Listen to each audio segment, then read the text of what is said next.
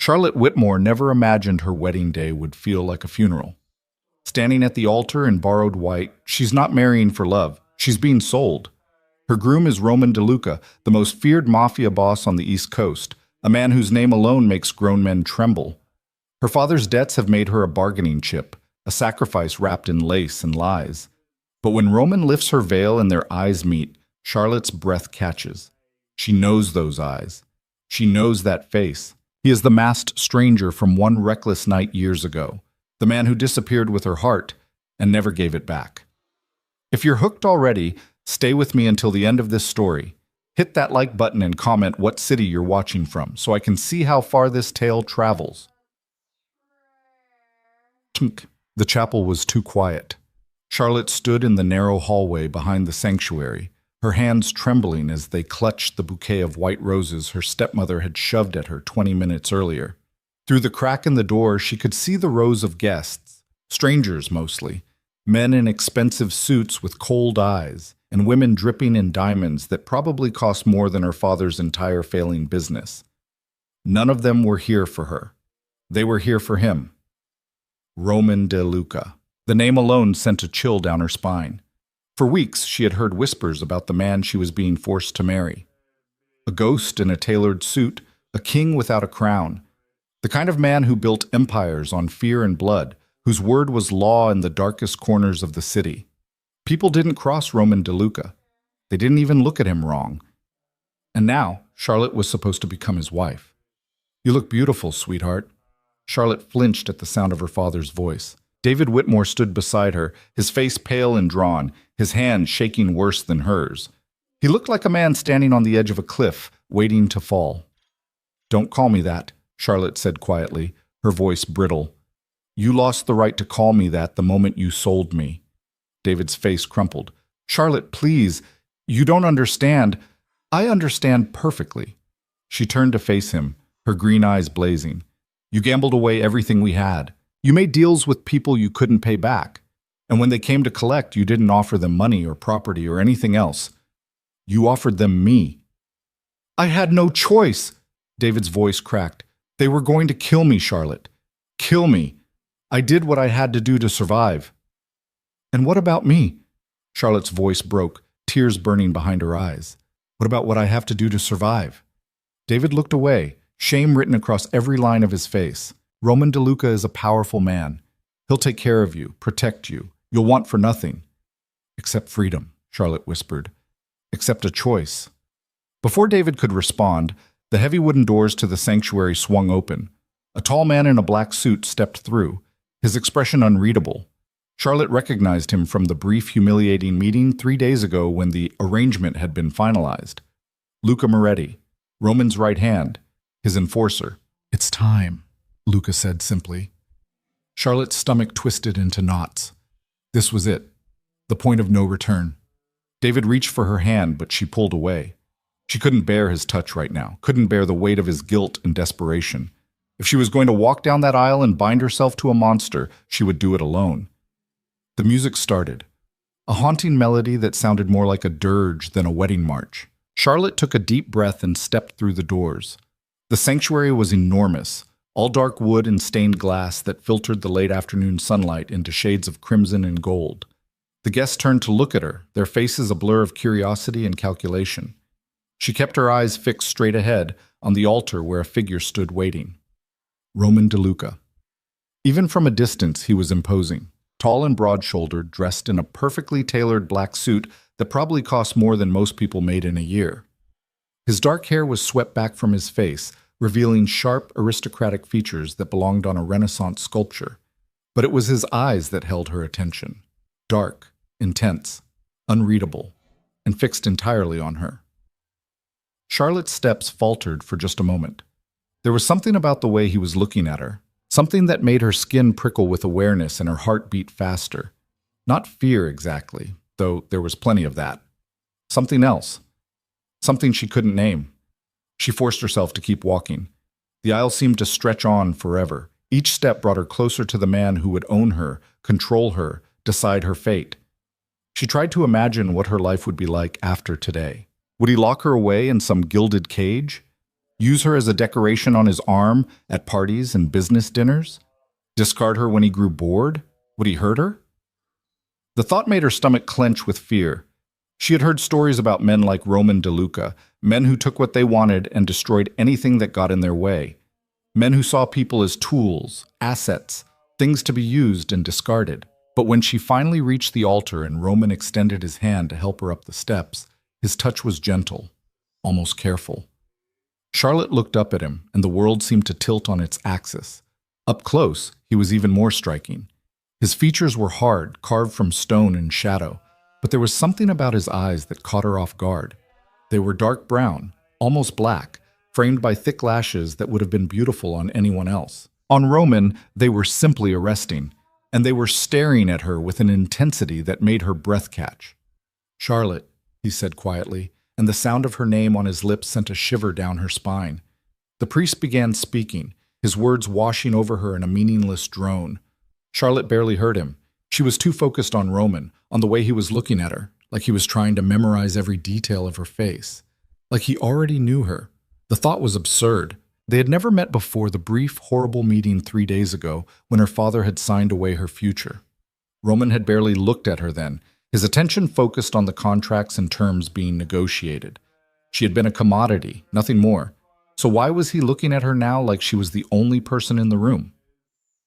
"Do you, Roman Amadeus DeLuca, take Charlotte Rose Whitmore to be your lawfully wedded wife?" "I do." His voice was deep and smooth, with just a hint of gravel that made something low in Charlotte's belly tighten. The priest turned to her, and Charlotte felt the weight of every eye in the room pressing down on her. This was her last chance to run, to refuse, to fight. But where would she go? What would she do? Her father's debts were real. The men he owed were real. If she ran, they would find her, find him. And the consequences would be so much worse than this cold, business-like marriage. At least Roman DeLuca was powerful enough to protect her from them. At least he could keep her safe, even if he owned her. "Do you, Charlotte Rose Whitmore, take Roman Amadeus DeLuca to be your lawfully wedded husband?" Charlotte opened her mouth, closed it, opened it again. "I do," she whispered. The words felt like a death sentence. Roman's hand tightened slightly on hers, and she looked up at him in surprise. There was something in his expression now, something that looked almost like relief. "You may kiss the bride." Charlotte's heart stopped.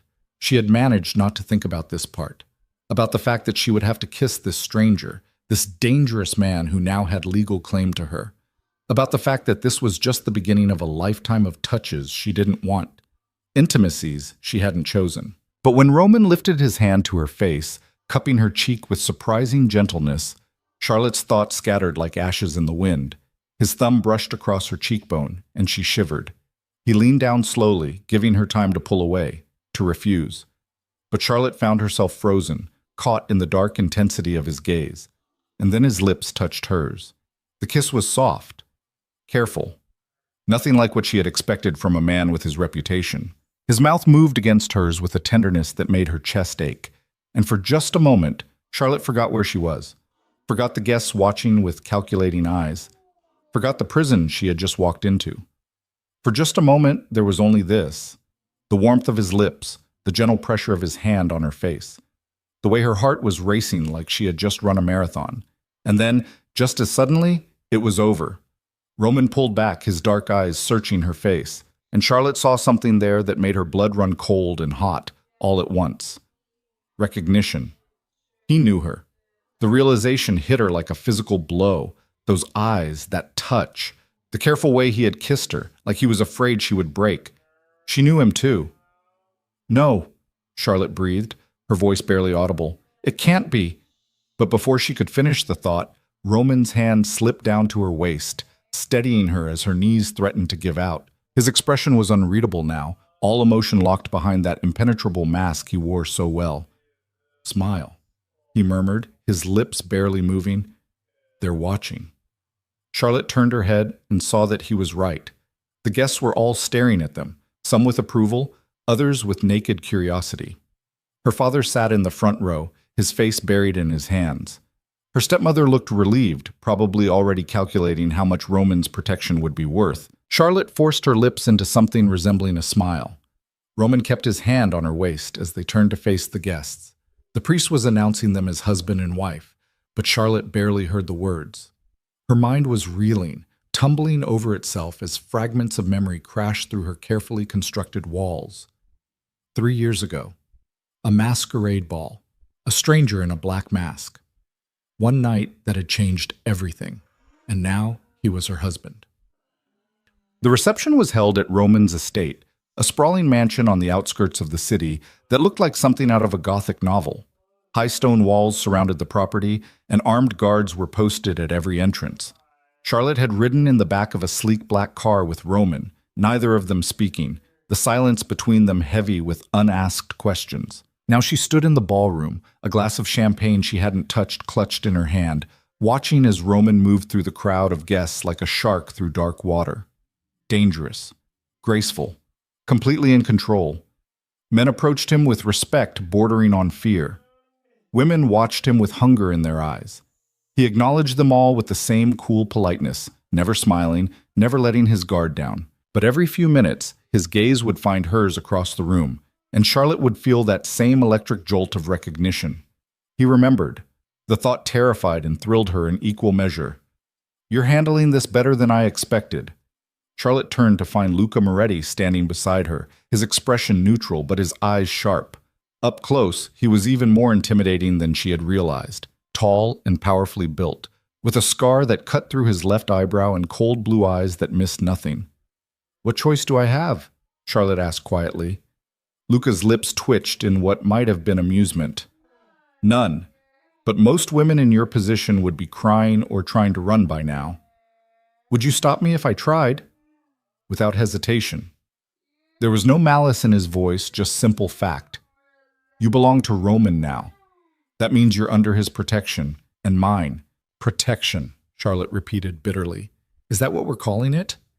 Better than the alternative." Luca's gaze swept the room, cataloging threats and allies with practiced ease.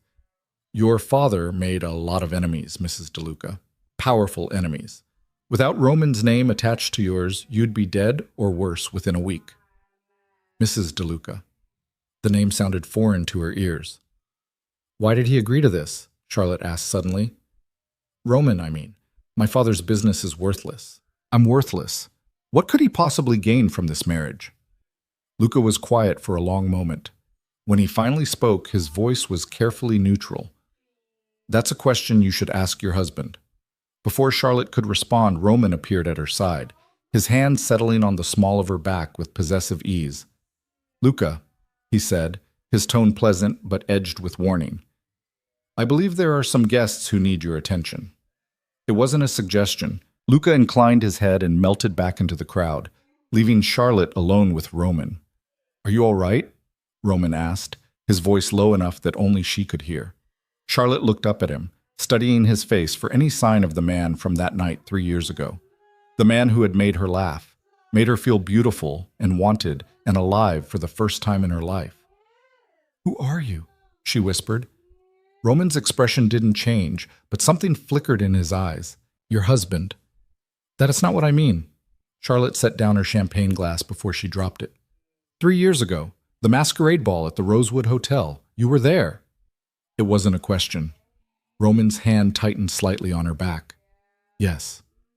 "You knew." Her voice was shaking now. "When you agreed to marry me, you knew who I was." "Yes." "Why didn't you say anything?" "Would it have changed anything?" Roman's dark eyes bore into hers. "Would you have wanted this marriage if you knew?" Charlotte opened her mouth to say yes, then stopped, because the truth was, she didn't know. That night at the masquerade had been the most magical, terrifying, intoxicating experience of her life. She had danced with a stranger and felt more alive than she had in years. She had kissed him in a darkened alcove and felt the world fall away. And then she had run. Run because she was scared. Run because he was too much, too intense, too dangerous. Run because she knew that if she stayed, she would give him everything, and she had nothing left to give. "I looked for you," Roman said quietly. "After that night, I searched for months." Charlotte's breath caught. "Why?" "Because you made me feel human again." His voice was rough, stripped of its usual control. For one night, I wasn't Roman DeLuca, feared Mafia boss. I was just a man dancing with a beautiful woman who made him laugh. I didn't know who you were, Charlotte whispered. I know. That's why it mattered. Roman's hand moved from her back to her face, tilting her chin up so she had to meet his eyes. When your father came to me with his proposal, I didn't care about his business or his debts. I agreed because I recognized your name, because I finally had a chance to find the woman who disappeared on me. Charlotte felt tears prick her eyes. So this is all about that night? About some fantasy you built up in your head? No. Roman's thumb brushed away a tear that had escaped down her cheek. This is about the fact that I've never forgotten you, never stopped wanting you, and when I was given the opportunity to make you mine, I took it. I'm not a thing to be owned, Charlotte said, but her voice lacked conviction. No, Roman agreed. You're not, which is why I'm going to give you a choice. Charlotte blinked in surprise. What? Stay married to me, and I'll protect you from your father's enemies. I'll give you everything you could ever want. Safety. Security. Freedom to do whatever you please, as long as you don't betray me. His eyes were intense, burning with an emotion Charlotte couldn't name. Or I'll annul the marriage. Give you enough money to disappear somewhere your father's creditors will never find you. You'll be free of me, free of this life. Why would you do that? Charlotte's heart was pounding so hard she could barely breathe. Because I want you to choose me, Roman said simply. Not because you're afraid, not because you have no other option, but because you want to. Charlotte stared at him, her mind reeling. This was Roman DeLuca, one of the most powerful and dangerous men on the East Coast. He could have anything and anyone he wanted. He could keep her prisoner if he chose, and no one would stop him. But he was offering her freedom. The question was, did she want it? I need time, Charlotte said finally, to think. Roman nodded slowly. Take all the time you need. But Charlotte? He leaned down until his lips were almost brushing her ear. Don't run from me again. Not this time. The words sent a shiver down her spine that had nothing to do with fear. Bump. The rest of the reception passed in a blur. Charlotte smiled and nodded at the appropriate times, accepted congratulations from people whose names she immediately forgot, and tried not to think about the man who stood at her side like a dark angel. Her husband. The word still felt surreal. Finally, mercifully, the last of the guests departed.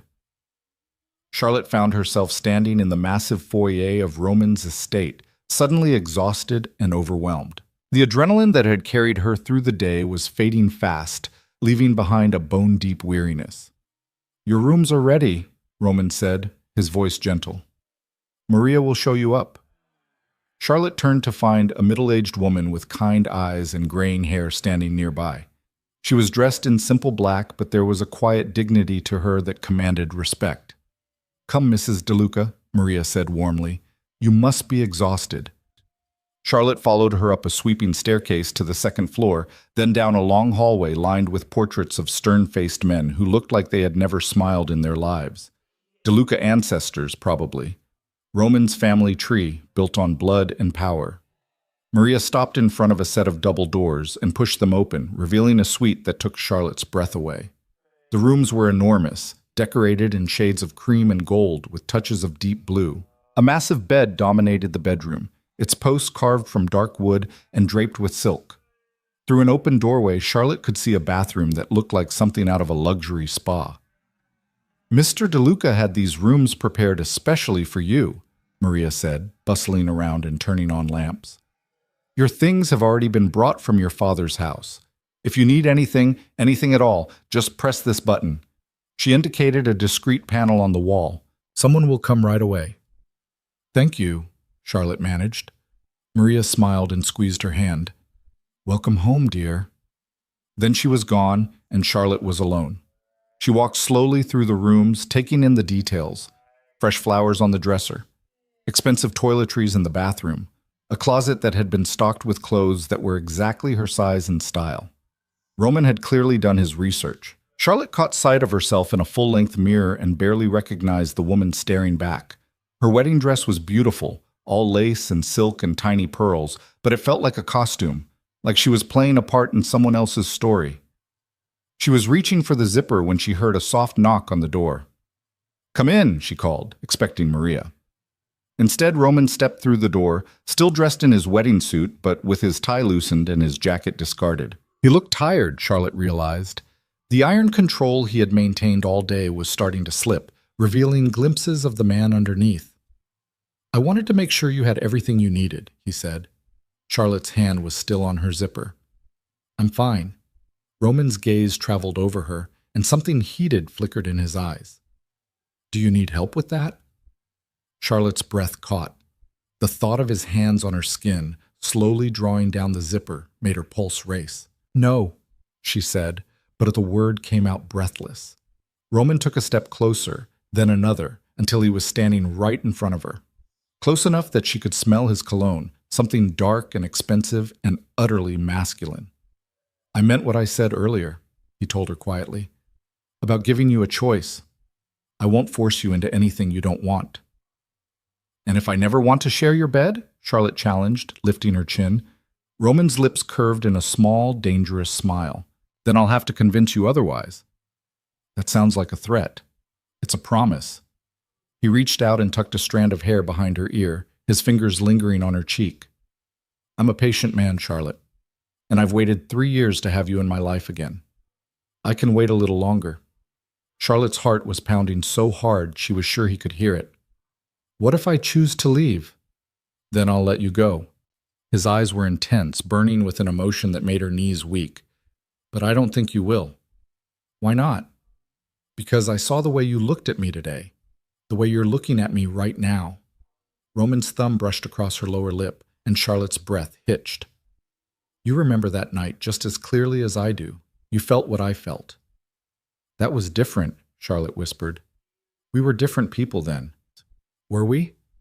Roman leaned down until his forehead was almost touching hers. "Or were we just wearing different masks?" Charlotte couldn't think, couldn't breathe. All she could focus on was the heat of his body, the intensity in his eyes, the way her skin tingled everywhere he touched. "I should go," Roman said, but he didn't move. "Yes," Charlotte agreed, but she didn't step back. They stood there for a long moment, frozen in that electric space between wanting and having. Charlotte's entire body was trembling with need and fear, and something she was afraid to name. Finally, Roman stepped back, breaking the spell. "Good night, Charlotte," he said, his voice rough.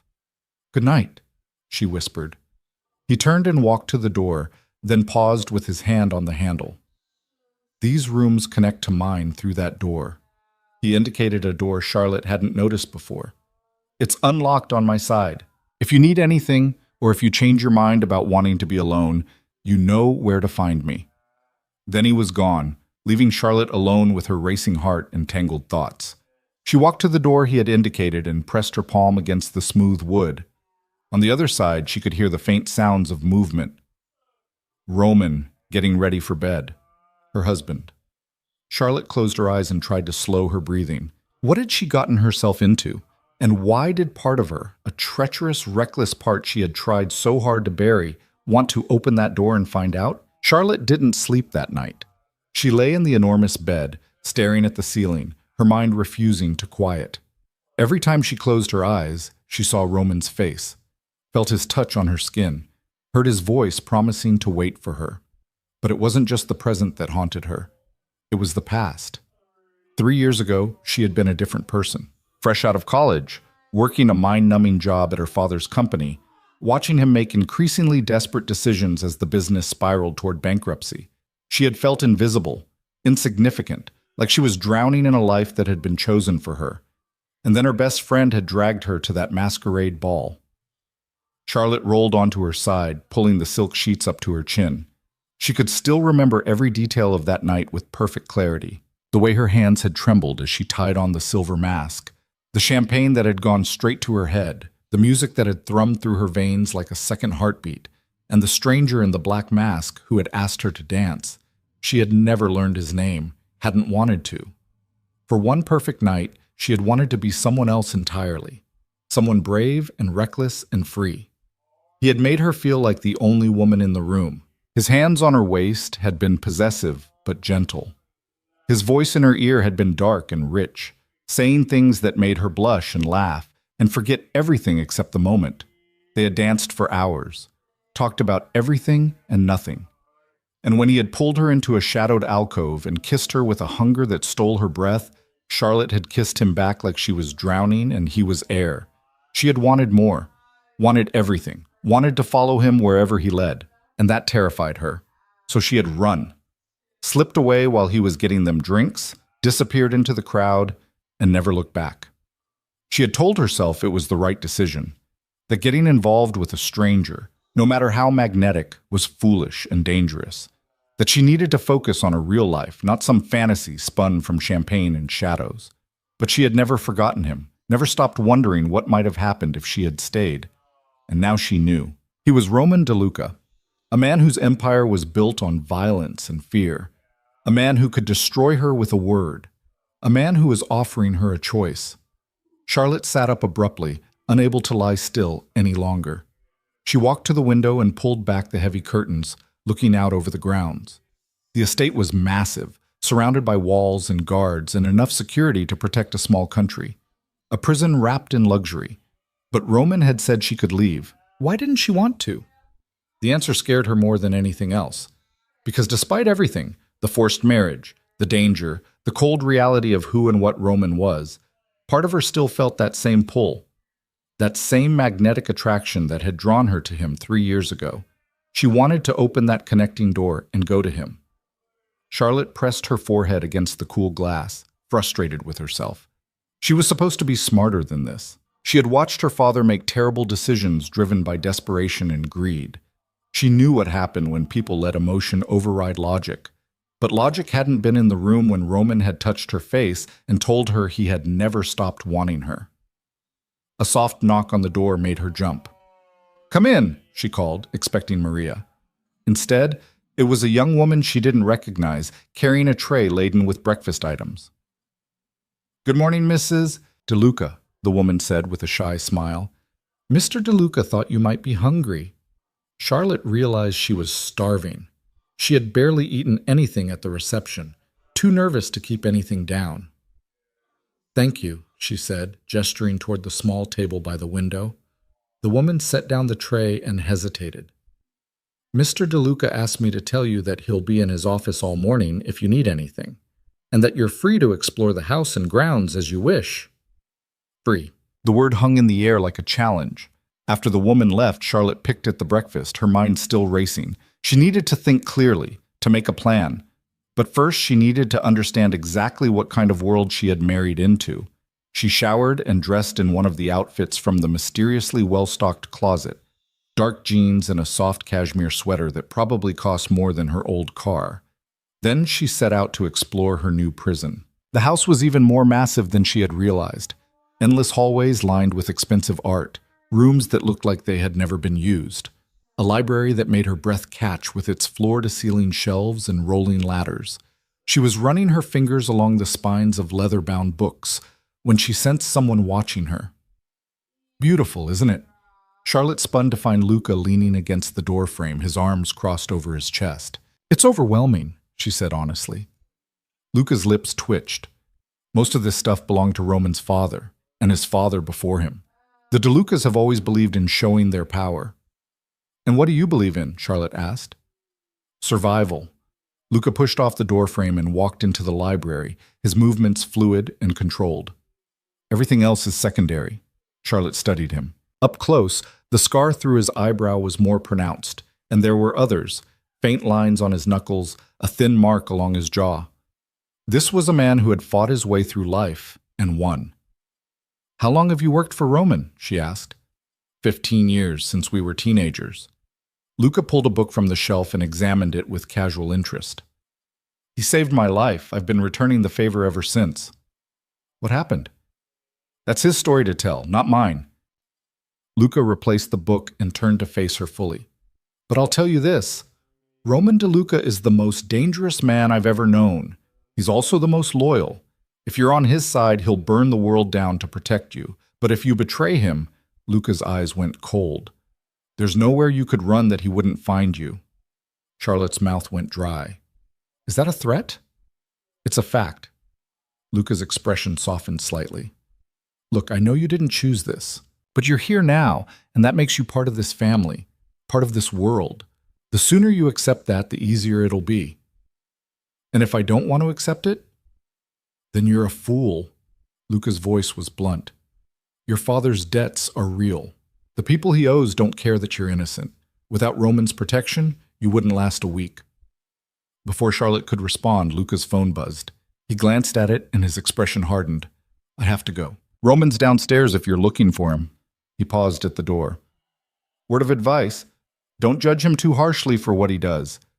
You don't know what it costs him. Then he was gone, leaving Charlotte alone with her tangled thoughts. She spent another hour wandering the house, but her feet kept leading her back to the same place. The hallway outside Roman's office. She could hear voices inside. Roman's deep rumble and another man's higher-pitched tone. They were speaking Italian, too fast for Charlotte to follow with her limited understanding of the language. She was about to walk away when the door opened and a man emerged. He was older than Roman, maybe mid-40s, with silver streaking his dark hair and sharp eyes that assessed Charlotte in a single glance. Ah, he said, switching to English. The new Mrs. DeLuca. A pleasure to finally meet you properly. Charlotte forced a polite smile. I'm sorry, I don't think we've been introduced. Marco Valenti. I handle some of Roman's business interests. He extended his hand and Charlotte shook it, noting the expensive watch on his wrist and the calculating intelligence in his eyes. Charlotte, she said simply. A beautiful name for a beautiful woman. Marco's smile was smooth, but there was something oily about it that made Charlotte's skin crawl. Roman is a lucky man. Is he? Charlotte kept her voice neutral. Marco laughed. A woman with spirit. I can see why he wanted you. His eyes traveled over her in a way that made her want to step back. If you ever grow tired of him, do let me know. That's enough, Marco. Roman's voice was quiet, but it cut through the air like a blade. He stood in the doorway of his office, and the expression on his face made Charlotte's blood run cold. There was murder in his eyes. Marco's smile didn't waver, but Charlotte saw him tense. I was just being friendly. You were being disrespectful. Roman's voice was still soft, still controlled, but the threat in it was unmistakable. To my wife, in my home. Roman, leave, now. The words were clipped, final. Marco's jaw tightened, but he nodded and walked away without another word. Charlotte watched him go, her heart pounding. When she turned back, Roman was looking at her with an intensity that made her breath catch. Are you all right? He asked. I'm fine, Charlotte said, though her hands were shaking slightly. He didn't do anything. He looked at you like you were something he could take. Roman's voice was rough, like you were his to claim. But I'm not, Charlotte said quietly. Am I? Roman crossed the distance between them in 3 strides. He stopped close enough that she could feel the heat radiating from his body, but he didn't touch her. You're mine, he said, and the possessiveness in his voice sent a shiver down her spine. By law, by contract, and by choice, and anyone who forgets that will answer to me. Charlotte tilted her head back to meet his eyes. I haven't made a choice yet. Haven't you? Roman's hand came up to cup her face, his thumb tracing her cheekbone. You're still here. You said I could leave. I did. The offer stands. His dark eyes searched hers. But I don't think you want to. Charlotte's heart was racing. She should step back, should put distance between them, should remember that this man was dangerous and this situation was insane. But she didn't move. Why me? She asked instead. You could have anyone. Why does it have to be me? Roman was quiet for a long moment. When he finally spoke, his voice was raw with an honesty that took her breath away. Because you're the only woman who ever made me forget who I am, he said. The only one who looked at me and saw a man instead of a monster. Do you have any idea what that's like? To spend your entire life being feared, being used, being treated like a weapon, and then to meet someone who just saw you? Charlotte's throat tightened. I didn't know who you were. Exactly. Roman's other hand came up to frame her face, holding her gently but firmly. You danced with me because you wanted to. Kissed me because you wanted to. Not because you were afraid or because you wanted something from me. Just because in that moment you wanted me. I barely knew you, Charlotte whispered. You knew the parts of me that mattered. Roman's forehead dropped to rest against hers. And then you ran, and I spent 3 years trying to find something even close to what I felt that night. I never did.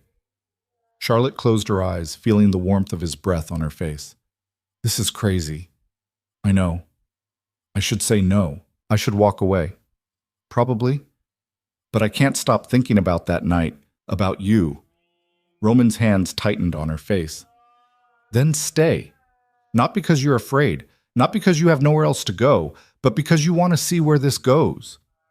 Charlotte opened her eyes and found him watching her with an intensity that made her knees weak. And if it doesn't work? If we can't make this real? Then I'll let you go, Roman said. I promise. But give us a chance first. Give me a chance to show you that this doesn't have to be a prison. Charlotte knew she was making a mistake. Knew that getting involved with Roman DeLuca would complicate her life in ways she couldn't even imagine. But looking into his eyes, feeling the way her heart raced at his touch, she realized she had already made her choice. Maybe she had made it 3 years ago, when she danced with a stranger in a mask and felt more alive than she ever had before.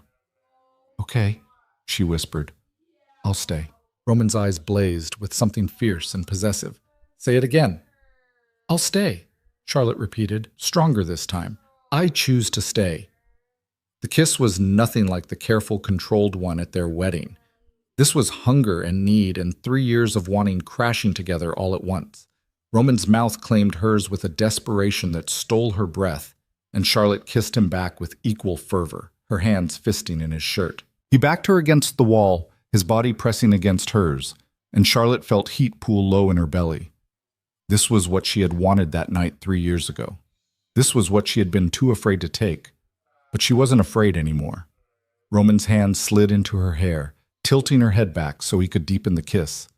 Charlotte gasped against his mouth, and he swallowed the sound, one hand dropping to her waist to pull her even closer. Charlotte, he groaned against her lips. If you want me to stop, tell me now. Don't stop, she breathed. Roman pulled back just enough to look at her, his dark eyes burning. You're sure? Charlotte reached up and pulled him back down to her. I'm sure. They barely made it to his office. Roman kicked the door shut behind them and lifted Charlotte onto his desk, scattering papers everywhere. She wrapped her legs around his waist, pulling him closer, needing more. His hands were everywhere, in her hair, on her waist, sliding under her sweater to feel the bare skin beneath. Charlotte arched into his touch, her breath coming in short gasps. I've wanted this for so long, Roman murmured against her neck, his lips tracing a line of fire down her throat. Wanted you. Charlotte tilted her head back, giving him better access. Then take me. Sharp knock on the door made them both freeze. Roman. Luca's voice was urgent. We have a problem. Roman dropped his forehead to Charlotte's shoulder with a groan. Can it wait? No. Charlotte felt Roman tense, the heat between them cooling as reality crashed back in. He stepped back, his hand steadying her as she slid off the desk. I'm sorry, he said quietly, his eyes dark with frustration and regret. Charlotte smoothed down her sweater, trying to calm her racing heart. It's fine. It's not. Roman cupped her face, pressing a gentle kiss to her forehead. But I have to deal with this. Will you wait for me? Charlotte nodded, not trusting her voice. Roman's thumb brushed across her swollen lips one more time before he turned and opened the door. Luca stood there, his expression grim. What is it? Roman asked, his voice hard. Marco, Luca said simply. He's making moves. Roman's jaw tightened. I'll be right there. He glanced back at Charlotte. Maria will show you to the dining room for lunch. I'll find you as soon as I can. Then he was gone, and Charlotte was left alone in his office, her lips still tingling from his kisses and her body still humming with unfulfilled need. She took a shaky breath and looked around. The office was masculine and expensive, all dark wood and leather. Papers were scattered across the desk where she had been sitting moments ago. Some of them had fallen to the floor. Charlotte bent to pick them up, not wanting to leave a mess. But as she gathered the papers, her eye caught on a name. David Whitmore. Her father. Heart pounding, Charlotte spread the papers out on the desk. They were financial documents, records of her father's debts, and something else, a contract. Charlotte's hands shook as she read through it. The terms were brutal. Her father had borrowed money from someone named Viktor Kozlov, a name that made her blood run cold even though she didn't recognize it. The interest rates were predatory, and the consequences for non-payment were spelled out in chilling detail. But it was the final clause that made her stomach drop. In the event of non-payment, the debtor agrees to forfeit all assets, including family members, to be used as the creditor sees fit. Charlotte felt bile rise in her throat. Her father hadn't just gambled away the business. He had literally sold her. And not to Roman, to someone else. The door opened and Charlotte spun around, guilt flooding through her at being caught snooping. But it was just Maria, her expression kind. "Mrs. DeLuca, are you ready for lunch?" Charlotte looked down at the papers in her hands, her mind reeling. "Maria, who is Viktor Kozlov?" Maria's face went pale. "Where did you hear that name?" "It's here, in these papers about my father." Charlotte held up the contract with shaking hands. "Who is he?" Maria was quiet for a long moment. When she finally spoke, her voice was heavy with worry. "He's a very dangerous man, Mrs. DeLuca. The kind of man even Mr. Roman is careful around. What does he want with my father? With me?" "I don't know the details," Maria said carefully, "but I know Mr. Roman paid a great deal to buy out your father's contract, to protect you." Charlotte felt like the floor had dropped out from under her. "Roman bought me from this man?" "He saved you from him," Maria corrected gently. "There's a difference." But Charlotte barely heard her. Her mind was spinning with questions and fears and a growing sense of horror. She had thought her father's debts were simple money problems, business deals gone wrong. She hadn't realized he had sold her to a monster, and Roman had, what, rescued her, claimed her for himself? "I need to talk to him," Charlotte said, her voice shaking. "I need to talk to Roman, now." Maria bit her lip. "He's in a meeting." "I don't care." Charlotte was already moving toward the door. "Where is he?" Maria sighed. "The West Wing, third door on the left." "But Mrs. DeLuca—" Charlotte didn't wait to hear the rest. She practically ran down the hallway, the contract clutched in her hand, her heart pounding with fear and fury and a desperate need for answers. She found the room and threw open the door without knocking. Roman was standing at the head of a long table, surrounded by men in suits. They all turned to stare at her, but Charlotte only had eyes for her husband. "Is it true?" she demanded, holding up the contract. "Did you buy me from Viktor Kozlov?" The room went deathly silent. Roman's expression was unreadable. "Everyone out!" The men didn't need to be told twice. They filed out quickly, avoiding Charlotte's eyes. Luca was the last to leave, pausing at the door. "Roman, out," Roman repeated, his voice like iron. When they were alone, he turned to face Charlotte fully. "Where did you get that?" "It was in your office, on the floor." Charlotte's hands were shaking so badly she could barely hold the paper. "Is it true? Did my father sell me to this man?" "Yes." The simple answer felt like a physical blow. "And you bought me from him?" Roman's jaw tightened. "I paid off your father's debt and acquired the contract. Yes." "You lied to me," Charlotte whispered. "You made it sound like this was about the business, about protecting me from creditors." "I didn't lie. I just didn't tell you everything." "That's the same thing," Charlotte's voice cracked. "You let me think. You let me believe." "What?" Roman crossed his arms, his expression hard. "That I married you for love? That this was some romantic fairy tale? You said you searched for me. You said you never forgot me." "I didn't, but that doesn't change the facts." Roman's voice was cold now, the warmth from earlier completely gone. "Your father sold you, Charlotte, to a man who would have used you and destroyed you without a second thought. I stopped that from happening. By making me your property instead?" Charlotte felt tears burning behind her eyes. "How is that any different? Because I'm giving you a choice." Roman's control cracked, his voice rising.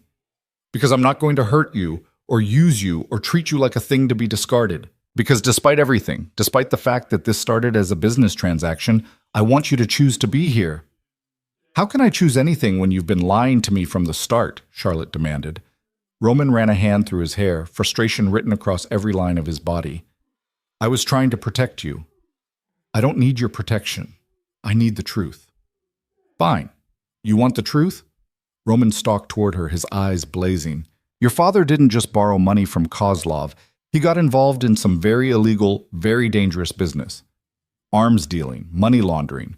He was in way over his head, and when he couldn't deliver what he promised, Kozlov decided to take payment another way.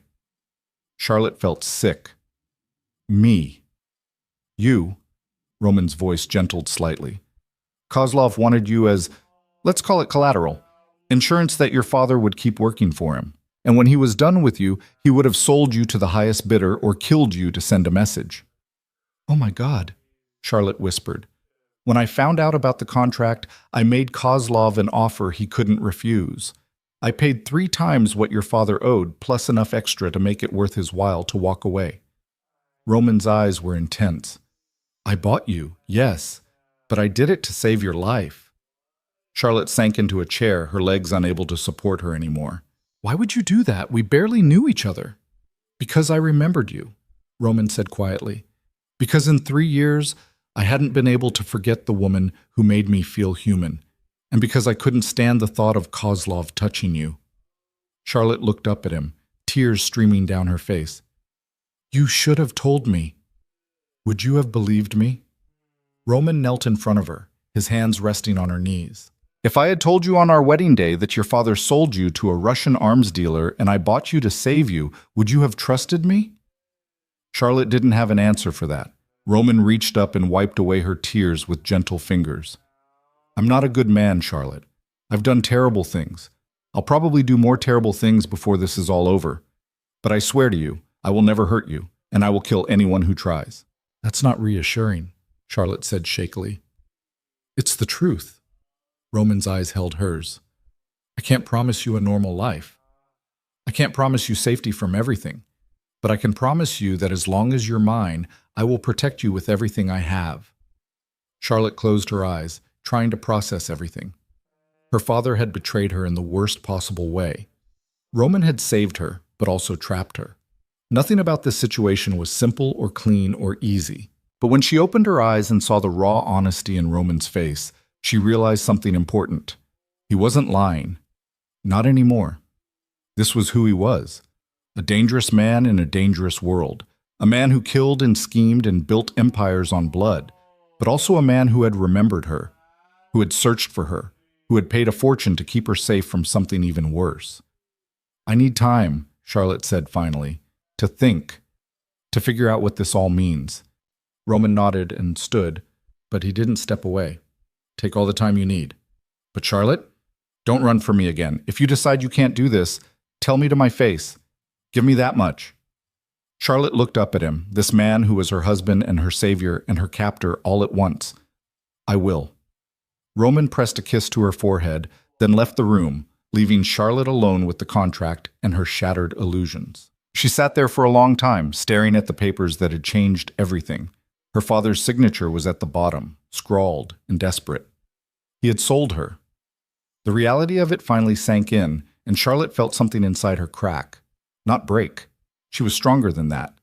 But crack, shift, change into something harder and sharper. She had spent her whole life trying to be good, trying to be the dutiful daughter, trying to make her father proud, and he had sold her like livestock. Charlotte stood slowly, her decision crystallizing in her mind. She couldn't change the past, couldn't undo her father's betrayal or Roman's deception, but she could choose what happened next. She could run, take Roman's offer and disappear with enough money to start over somewhere new, or she could stay, not as a victim, not as property, but as a woman who chose her own path, even if that path led deeper into darkness. Charlotte walked to the window and looked out over the estate grounds. Guards patrolled the walls, cameras watched every corner. This was Roman's kingdom, built on violence and control, but it was also the safest place she could be. The only place where Viktor Kozlov couldn't reach her. And Roman was complicated, dangerous, possessive, but he had also been honest with her when it mattered, had given her choices even when he didn't have to, had looked at her like she was the only woman in the world. Charlotte took a deep breath and made her choice. She would stay. Not because she had to, not because she was afraid, but because despite everything, The lies, the danger, the impossible situation. She wanted to see where this led. She wanted to know if the connection she had felt 3 years ago could grow into something real.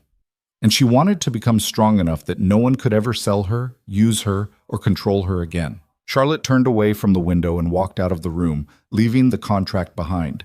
She had a feeling she was going to need all her strength for what came next. Charlotte found Roman in the gym, a space she hadn't discovered in her earlier exploration of the house. He was alone, attacking a heavy bag with controlled fury, each punch landing with brutal precision. His shirt was discarded on a nearby bench, revealing a body carved from muscle and marked with scars that told stories she didn't know yet. She stood in the doorway, watching him. Sweat gleamed on his skin, and the raw power in his movements was mesmerizing and terrifying in equal measure. This was the man who had built an empire on fear, the man who had killed to protect what was his, the man who was her husband. Roman must have sensed her presence because he stopped mid-punch and turned. His dark eyes locked on hers, and Charlotte saw wariness there, expectation of rejection. "I'm staying," she said simply. Roman went very still. "What?" "I said, I'm staying." Charlotte stepped into the room, closing the distance between them. "Not because I'm afraid, not because I have nowhere else to go, but because I choose to." "Charlotte, let me finish." She held up her hand and Roman fell silent. "What my father did was unforgivable. What you did was complicated. You saved me, but you also lied to me. You gave me choices, but those choices were always limited by circumstances you didn't fully explain." Roman's jaw tightened, but he didn't interrupt. "But I understand why you did it," Charlotte continued. "And I understand that in your world, trust is earned, not given freely. So here's what I need from you going forward." She met his eyes steadily. "No more lies, no more half-truths. If we're going to make this work, I need complete honesty, even when the truth is ugly." "Done," Roman said immediately. "I'm not finished." Charlotte took a breath. "I also need you to teach me," Roman frowned. "Teach you what?" "How to survive in your world. How to protect myself. How to be more than just the woman standing behind you." Charlotte's voice was fierce. "I spent my whole life being weak, being invisible, being something for other people to use. I'm done with that. If I'm going to stay in this world, I need to be strong enough to stand on my own." Roman stared at her for a long moment, something like admiration flickering in his eyes. "You want me to train you?" "Yes. It won't be easy. The things I would teach you, the things you would need to know, they're not pretty." "I don't need pretty," Charlotte said. "I need real." Roman crossed the remaining distance between them in 2 strides. His hands came up to frame her face, tilting her head back so she had to meet his eyes. "You're sure about this? About staying? About all of it?" "I'm sure," Charlotte whispered. The kiss was different this time. Not desperate or hungry, but deep and claiming and full of promise. Roman kissed her like she was something precious, something worth protecting. And Charlotte kissed him back like she was choosing him, not because she had to, but because she wanted to. When they finally broke apart, both breathing hard, Roman rested his forehead against hers. "I won't let you down," he said quietly. "You better not," Charlotte replied, "because if you do, I'll make you regret it." Roman's lips curved into a rare, genuine smile. "I believe you." The sound of slow clapping made them both turn. Marco Valenti stood in the doorway, his expression mocking. "How touching," he said, his voice dripping with sarcasm. "The monster and his pet." Roman's entire body went rigid. Charlotte felt the shift in him, the way violence coiled beneath his skin like a living thing.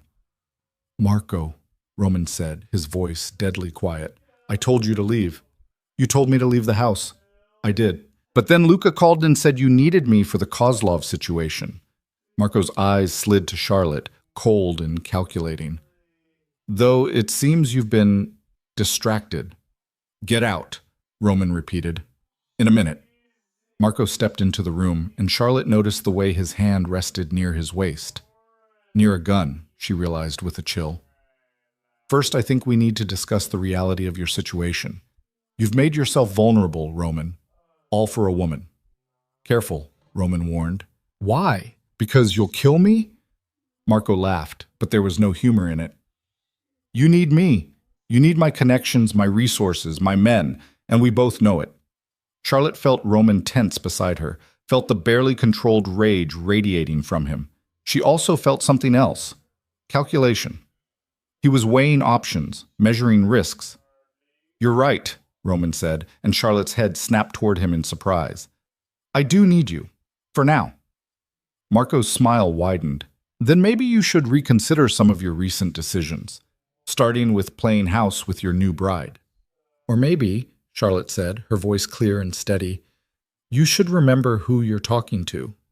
Both men turned to look at her. Excuse me? Marco's tone was dangerous.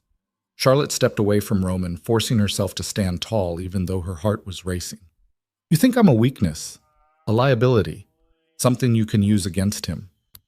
She met Marco's cold eyes without flinching. But I'm also a Whitmore, and despite what my father did, that name still means something in certain circles. Business circles, legal circles. The kind of circles that could make your life very difficult if I chose to use those connections. It was a bluff. A desperate, reckless bluff. Her father had burned most of those bridges years ago. But Marco didn't know that. Is that a threat? Marco asked softly. It's a fact, Charlotte replied, echoing Luca's words from earlier. I'm not some helpless girl you can intimidate. I'm Roman's wife, and that means I'm under his protection, yes. But it also means I have access to his resources, his power, his influence. She took a step toward Marco. So before you try to use me as a pressure point, ask yourself if it's really worth making an enemy of both of us. The silence that followed was deafening.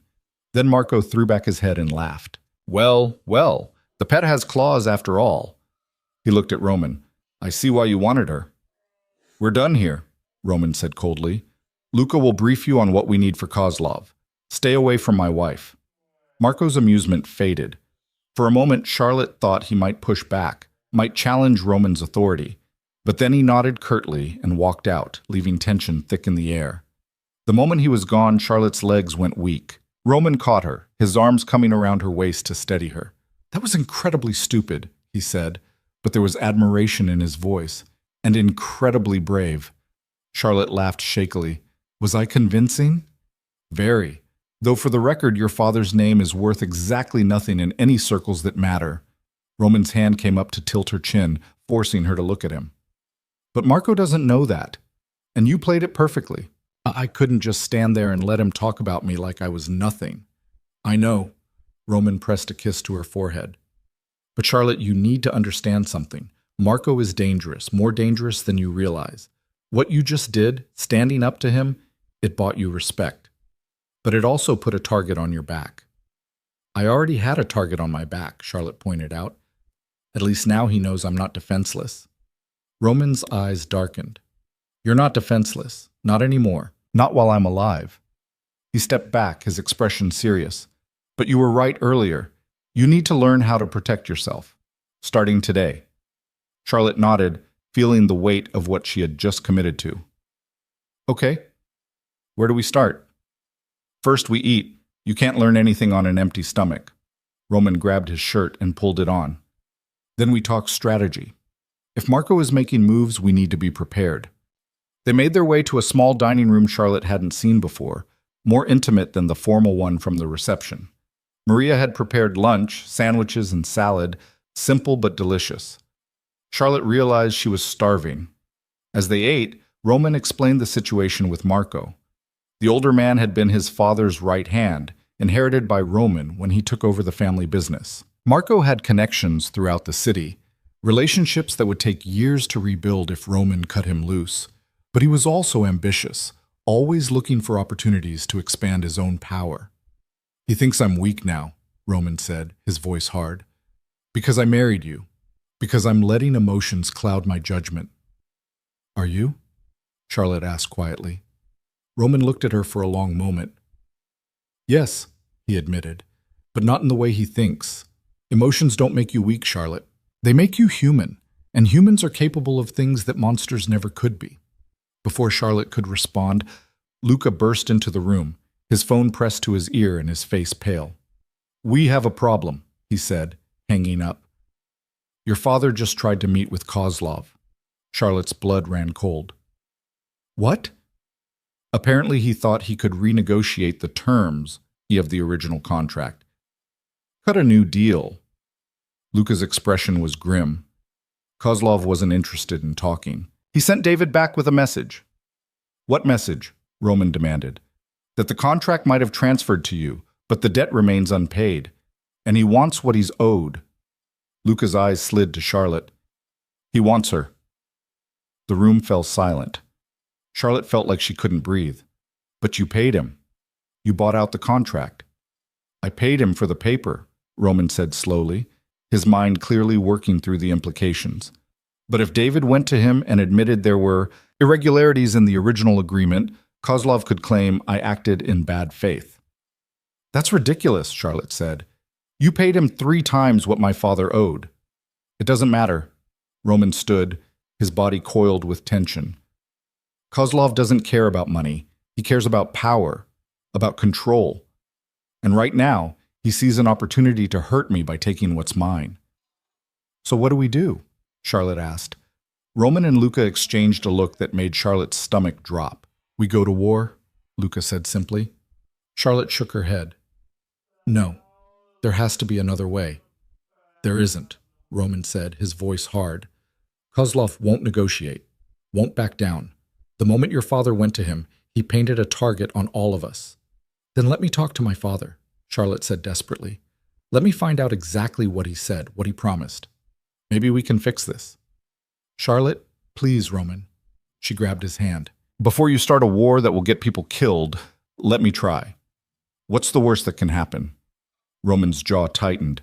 The worst that can happen is Kozlov decides to take you by force, and I have to watch as everything I've built burns down around me while I try to protect you. The raw honesty in his voice made Charlotte's chest ache. You won't lose me, she said fiercely. I promise. But I need to do this.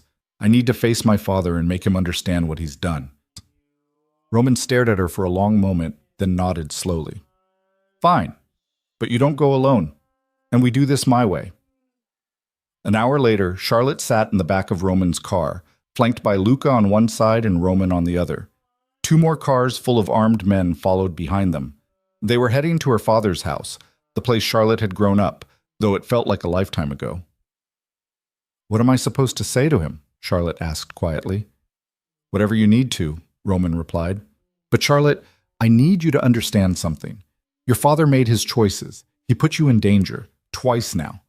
If he can't be trusted to stay quiet, to stay away from people like Kozlov. Roman trailed off, but the implication was clear. You'll kill him, Charlotte finished. I'll do what's necessary to keep you safe. Charlotte closed her eyes, trying to reconcile the man beside her. The man who had kissed her so tenderly, who had promised to protect her, with the man who could talk about killing her father so calmly. But she was starting to understand. In Roman's world, there was no room for weakness, no room for mercy when it came to protecting what mattered. And she mattered to him, maybe more than she had realized. The car pulled up to her childhood home, and Charlotte's stomach twisted. The house looked smaller than she remembered, shabbier. The lawn was overgrown, and one of the shutters hung crooked. Roman placed his hand over hers. You don't have to do this. Yes, I do, Charlotte said. She opened the car door and stepped out, feeling the weight of Roman's gaze on her back.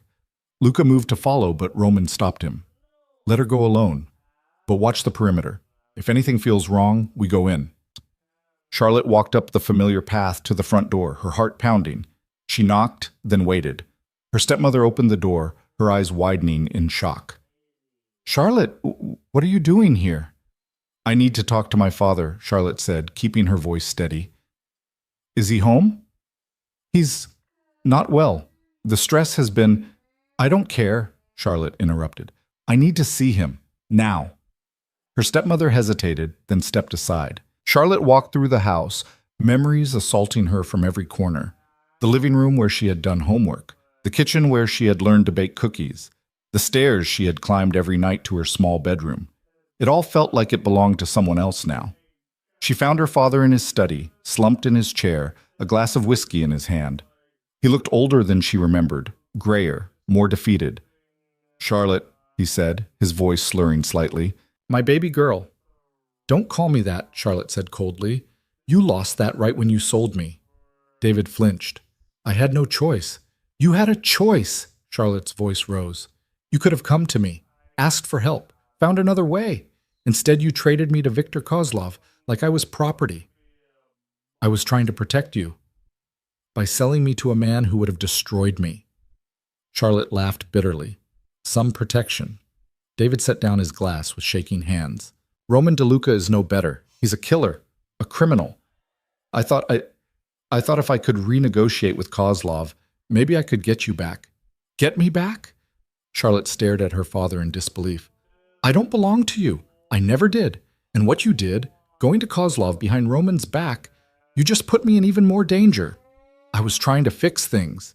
You can't fix this. Charlotte's hands were shaking with rage. You broke it beyond repair. And now Roman is the only thing standing between me and Kozlov, and you're making that harder for him. David's face crumpled. I'm your father. I'm supposed to protect you. Then stop trying, Charlotte said quietly. Just stop. You've done enough damage. Charlotte, I need you to do something for me. Charlotte forced herself to stay calm. I need you to tell me exactly what you said to Kozlov. Everything. Don't leave anything out. David wiped his eyes and took a shaky breath. I told him that the original contract was signed under duress, that I didn't understand the terms, that I wanted to make a new deal. What kind of deal? I offered to work for him again, directly, in exchange for canceling the debt entirely. Charlotte's blood ran cold. And what did he say? He laughed. David's voice was hollow. He said the debt was already paid, but that didn't mean he was giving up his claim on you. He said you belonged to him by right, and that Roman stole you, and that he would take back what was his, one way or another. Charlotte felt like she was going to be sick. You need to leave the city, she said. Tonight. Take Helen and go somewhere far away. I can't just leave. Yes, you can. Charlotte leaned forward, her eyes hard. Because if you stay, Roman will kill you, or Kozlov will, and I won't be able to stop either of them. David stared at her in shock. You'd let him kill your own father? You stopped being my father the moment you sold me. Charlotte stood, feeling nothing but emptiness where love used to be. Leave the city. Don't contact me. Don't try to fix this. Just disappear and pray that Roman never has a reason to come looking for you. She walked out before he could respond, her eyes burning with unshed tears. She had spent her whole life trying to win her father's approval, trying to be the daughter he wanted. And in the end, he had valued her at exactly the price of his debts. Roman was waiting by the car, his expression unreadable. The moment he saw her face, though, his features softened. Come here, he said quietly, opening his arms. Charlotte walked into his embrace, letting him hold her as the tears finally came. She cried for the father she had wanted but never had, for the innocence she had lost, for the girl she used to be. And when the tears finally stopped, she pulled back and wiped her eyes. He told Kozlov the contract was signed under duress, she said, her voice steady despite everything. Kozlov said you stole me, and he's going to take me back. Roman's eyes went dark and dangerous. Over my dead body. What do we do? Roman cupped her face in his hands. We make Kozlov understand that you're not something he can take, that you're mine, completely and utterly, and anyone who tries to change that will face consequences they can't imagine. How? By making you untouchable. Roman's gaze was intense. By showing the world that you're not just my wife in name. You're my partner, my equal, and attacking you means declaring war on everything I've built. Charlotte took a shaky breath. That sounds dangerous.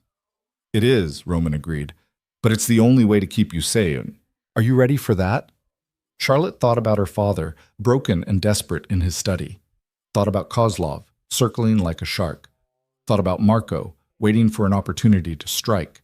And she thought about Roman, who had saved her, protected her, and was now offering her a place at his side instead of behind him. Yes, she said. I'm ready. Roman's eyes blazed with something fierce and possessive. Then, let's show them what happens when you try to take what belongs to a DeLuca. The drive back to the estate was tense and silent. Charlotte could feel the energy radiating off Roman, the controlled violence that hummed beneath his skin. Luca made quiet phone calls, his voice clipped and efficient as he mobilized resources.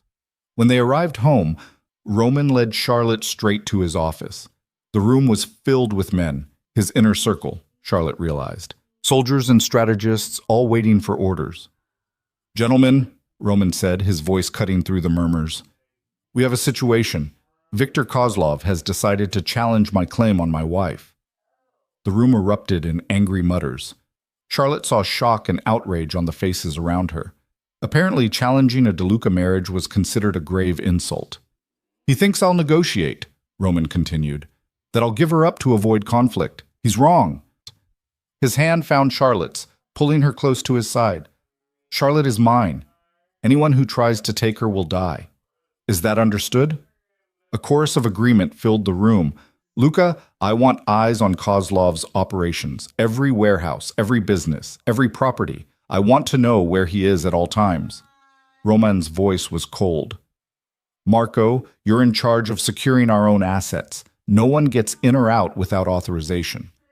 Marco's expression was carefully neutral. "And if Kozlov tries to reach out, to negotiate?" "There's nothing to negotiate," Roman said flatly. "This is war."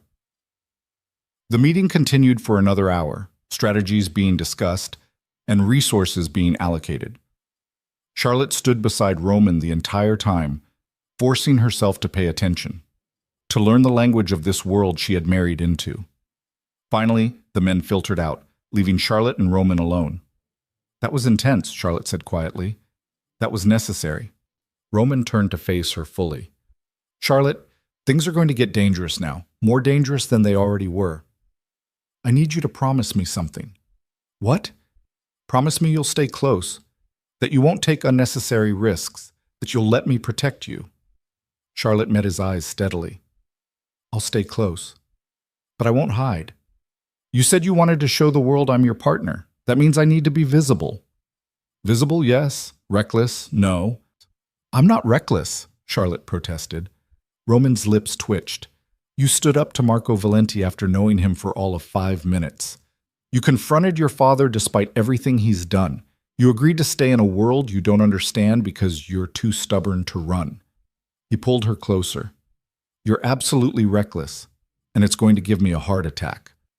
Despite everything, Charlotte smiled. "But you like it." "I love it," Roman corrected, and the words hung in the air between them, heavy with meaning neither of them was quite ready to address. Charlotte's breath caught. "Roman, I know," he said quietly.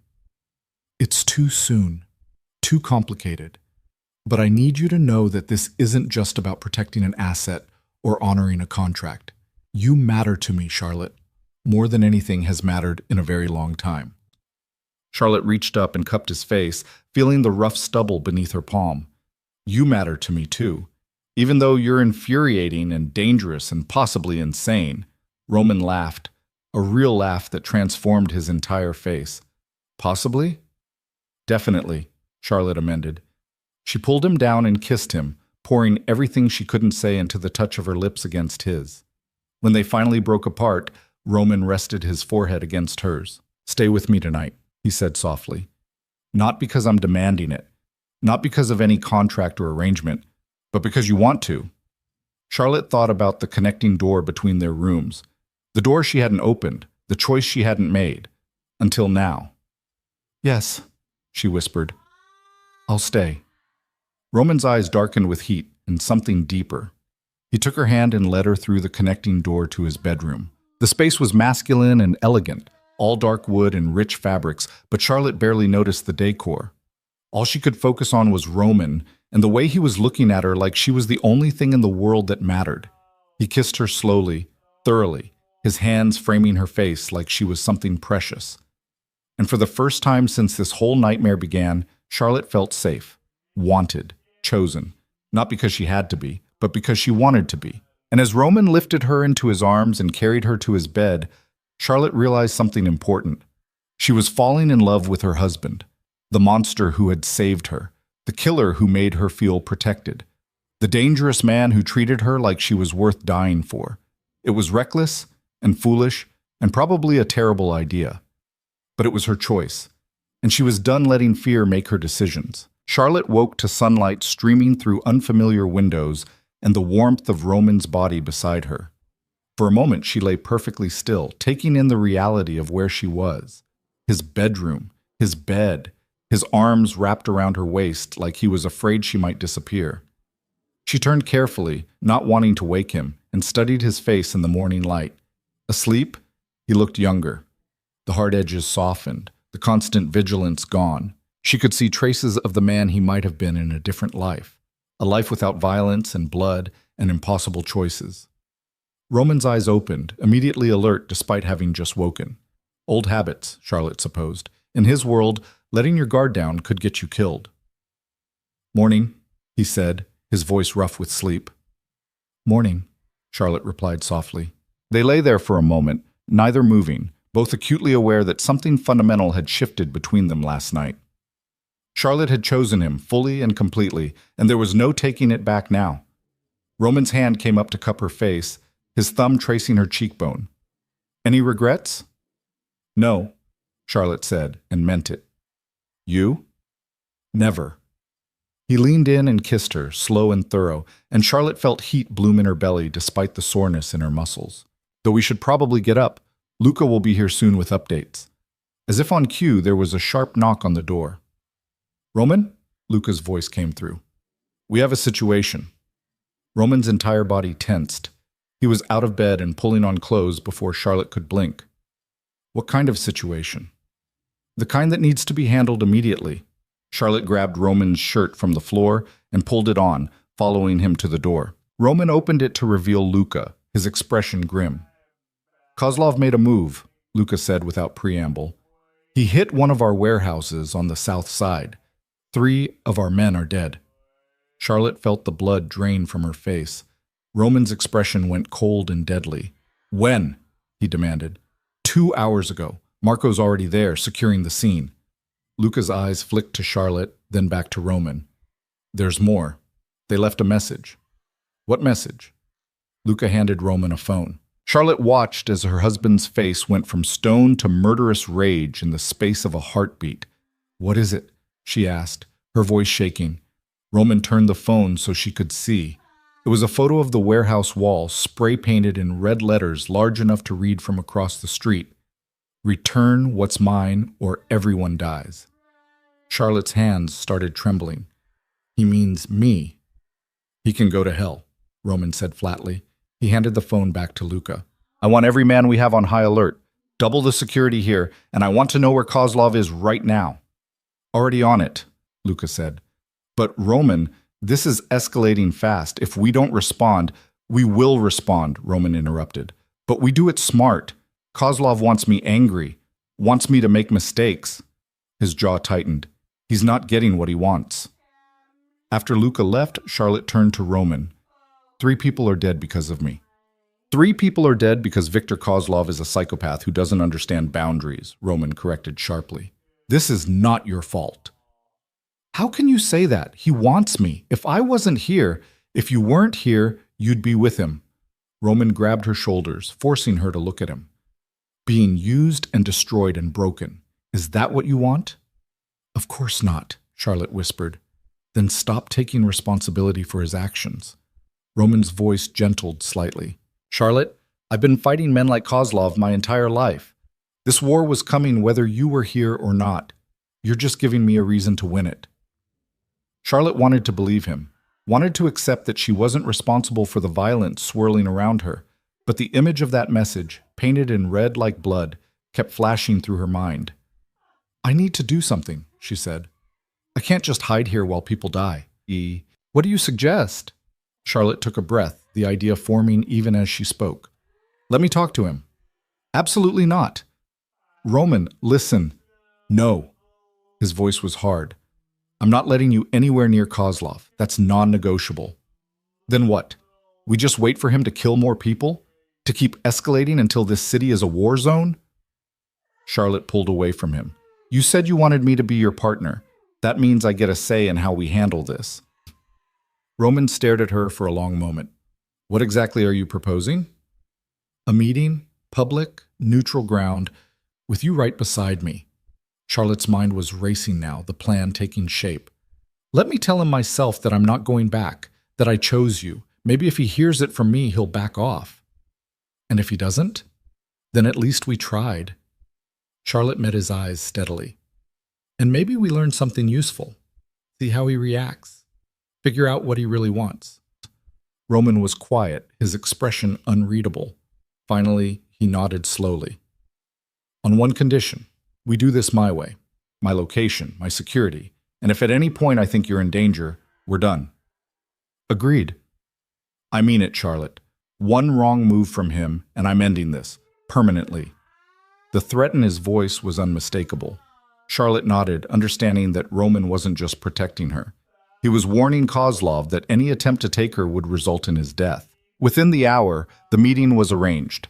Kozlov agreed to meet at a restaurant Roman owned in the heart of the city, neutral ground in theory, but filled with Roman's people in practice. Charlotte spent the time getting ready, choosing her outfit carefully. She needed to look strong, confident, like a woman who had made her choice and wouldn't be swayed. She settled on a black dress, simple but elegant, and pulled her hair back in a severe bun. When she looked in the mirror, she barely recognized herself. Gone was the uncertain girl who had stood at the altar 2 weeks ago. In her place was someone harder, sharper, someone who could survive in Roman's world. Roman knocked on her door and entered without waiting for permission. His eyes traveled over her, and something heated flashed in them before being replaced by cold calculation. "You look like a queen," he said. "I feel like I'm going to be sick," Charlotte admitted. Roman crossed to her and pulled her into his arms. "You don't have to do this. We can find another way." "No," Charlotte said, drawing strength from his presence. "This is the right move. I can feel it." "Then we do it together." Roman pressed a kiss to her forehead. "But Charlotte, remember, Kozlov is dangerous. Don't let your guard down for a second." The restaurant was called Vesper, an upscale Italian place that catered to the city's elite. Charlotte had eaten there once before years ago, for her father's birthday. It felt like a lifetime ago now.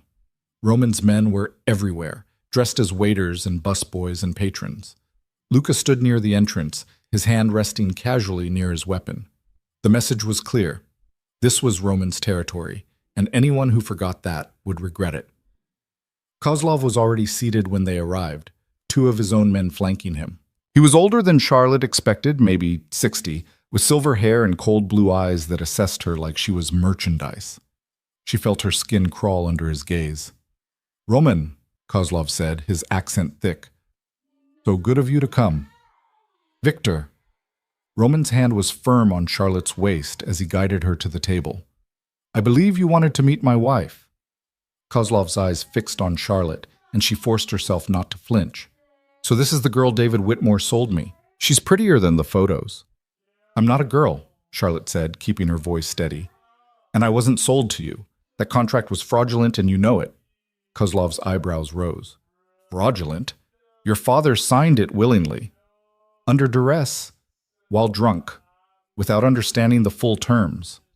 Charlotte leaned forward slightly. "Which means it's not legally binding. Roman bought you out in good faith, but you have no actual claim on me. Is that so?" Kozlov smiled, but it didn't reach his eyes. "And yet, here we are, negotiating." "We're not negotiating," Roman said coldly. "We're making something very clear. Charlotte is my wife. She's under my protection. And any further attempts to change that will be met with extreme force." "Bold words," Kozlov sipped his wine. "But I wonder if you've thought through the consequences. I have resources you can't match, Roman. Allies in places you can't reach. If I wanted to take her, I could." "You could try," Roman replied. "You'd fail, and you'd die in the attempt." The temperature in the room seemed to drop. Charlotte felt the tension coiling around them like a living thing, ready to snap at any moment. "Gentlemen," she said, her voice cutting through the standoff, "can we discuss this like civilized people?" Kozlov's attention shifted back to her. "By all means. Tell me, Charlotte, are you here of your own free will, or is Roman holding something over you?" "I'm here because I choose to be," Charlotte said firmly. "Roman gave me the option to leave, to take enough money to disappear and start over somewhere you'd never find me. I chose to stay." "Why?" Kozlov's eyes narrowed. "What could possibly make you choose this life?" Charlotte thought about the question, about the truth she was only just beginning to understand. "Because I'm tired of being a victim. Tired of being something for men to trade and control. With Roman, I have a choice. I have power. I have a future that's mine to shape. She met Kozlov's cold gaze without flinching. You are going to use me and discard me. Roman sees me as a partner. That's why I choose him. Kozlov was silent for a long moment. Then he started laughing, a harsh sound that made Charlotte's blood run cold. A partner, he repeated. How touching. Tell me, Roman, does your little partner know what you really are, what you've done to build your empire? She knows everything she needs to know, Roman said, but Charlotte heard the tension in his voice. Does she? Kozlov leaned forward. Does she know about the families you've destroyed, the people who've disappeared because they crossed you? Does she know that her own father isn't the first person you've bought and controlled? Enough, Roman warned. I'm just curious, Kozlov continued, his eyes on Charlotte, if she truly knows what kind of monster she's bound herself to. Charlotte felt something inside her snap. He's not a monster, she said, her voice sharp. He's a man who does what's necessary to survive in a world that men like you created, a world where power is the only currency and mercy is a weakness. You want to talk about monsters? Look in the mirror. Kozlov's smile faded. Careful, girl. You're making dangerous enemies. I already have dangerous enemies, Charlotte shot back. You made sure of that when you accepted my father's deal. But here's the thing. You don't seem to understand. I'm not afraid of you. You can threaten me, threaten Roman, burn down every building he owns. It won't change the fact that I'm never going to be yours. The silence that followed was deafening. Charlotte could feel Roman's shock, could see the rage building in Kozlov's eyes. She had pushed too far, said too much. But she wasn't backing down. Kozlov stood slowly, his men immediately moving to flank him. This conversation is over, but Charlotte, my dear, you should know something. He leaned down, his voice dropping to a whisper. Your father came to me not just to renegotiate. He came to me because he's terrified of what Roman will do to him, and he offered me something very interesting in exchange for protection. Charlotte's blood ran cold. What? Information, Kozlov said simply. About Roman's operations, his suppliers, his distribution networks, everything I would need to destroy him from the inside out. Roman was on his feet in an instant, his hand moving toward his weapon, but Luca was faster, appearing at his side and placing a restraining hand on his arm. Did you take the deal? Roman asked, his voice deadly quiet. Not yet, Kozlov replied. I wanted to meet your wife first, wanted to see if she was worth all this trouble. His eyes traveled over Charlotte one more time. I have to say, I'm impressed. She has spirit, which is why I'm going to give you both one chance. What kind of chance? Charlotte asked. Walk away, Kozlov said. Annul the marriage. Give her to me, and I'll forget about your father's offer. We can go back to the way things were. Never, Roman said. Then we go to war. Kozlov smiled coldly. And when the smoke clears, I wonder which of you will still be standing. He walked out, his men following, leaving Charlotte and Roman alone at the table. Charlotte's hands were shaking so badly she had to clasp them in her lap. My father betrayed you. I know, Roman said, his voice tight with barely controlled rage. He's selling you out to Kozlov. Everything you've built. I know, Roman repeated. He turned to her, and the fury in his eyes took her breath away. But right now, I need to make sure you're safe. Everything else can wait. They left the restaurant surrounded by Roman's men, a protective cocoon that felt both suffocating and necessary. Charlotte's mind was reeling. Her father hadn't just sold her once. He was actively working to destroy the man who had saved her, the man she was falling in love with. Back at the estate, Roman disappeared into his office with Luca and several other men. Charlotte could hear raised voices, urgent phone calls, the sound of plans being made and contingencies being prepared. She paced her room, unable to sit still. Her father's betrayal cut deeper than she expected. She had thought she was done being hurt by him, done caring what he did, but knowing that he was willing to destroy Roman to save himself made her physically ill. A soft knock on the door interrupted her thoughts. Maria entered, carrying a tray of tea.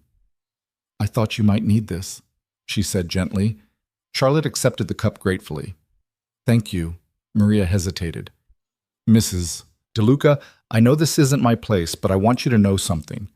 I've worked for the DeLuca family for 30 years. I watched Roman grow up, watched him become the man he is today. Why are you telling me this? Charlotte asked. Because I've never seen him like this. The way he looks at you, the way he protects you, it's different, real. Maria's eyes were kind. Whatever happens with this Kozlov business, Roman will do everything in his power to keep you safe. But you should also know that he's terrified. Charlotte blinked in surprise.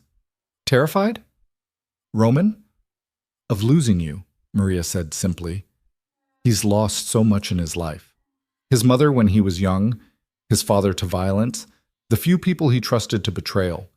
You're the first person in years he's let himself care about, and that makes you both his greatest strength and his greatest weakness. The words settled over Charlotte like a weight. She had been so focused on her own fear, her own struggles, that she hadn't fully considered what this meant for Roman.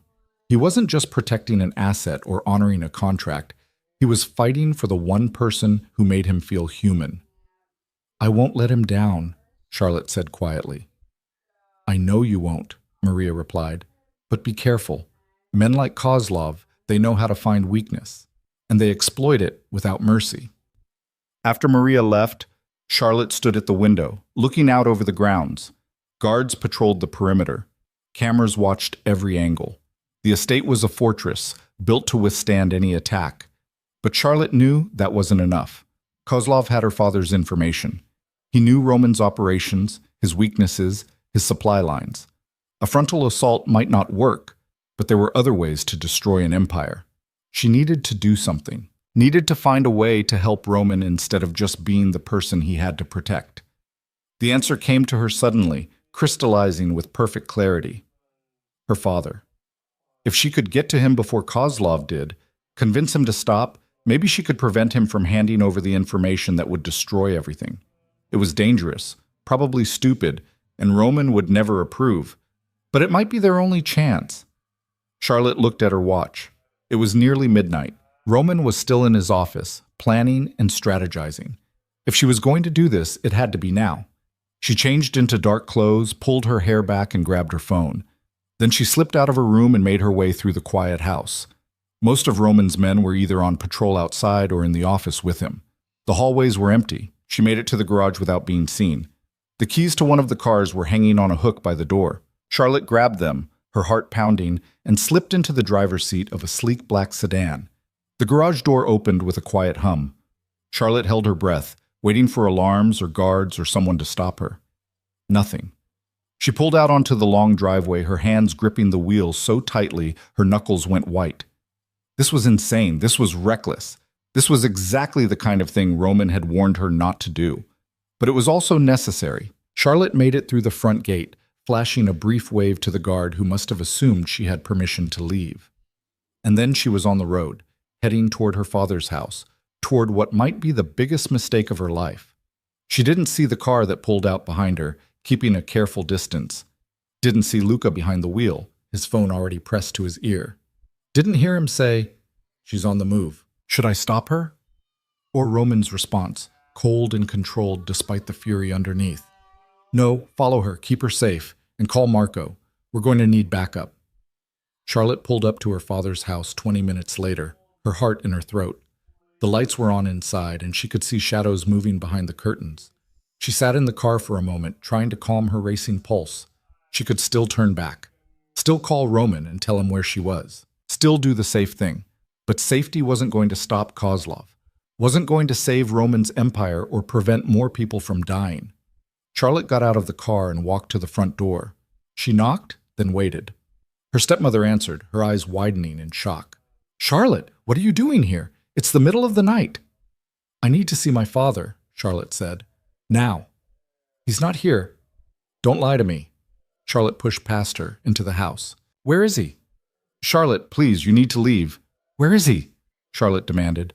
A voice came from behind her, cold and amused. "She's asking about me." Charlotte spun around and her blood turned to ice. Viktor Kozlov stood in the hallway, flanked by 2 armed men. And behind him, looking pale and defeated, was her father.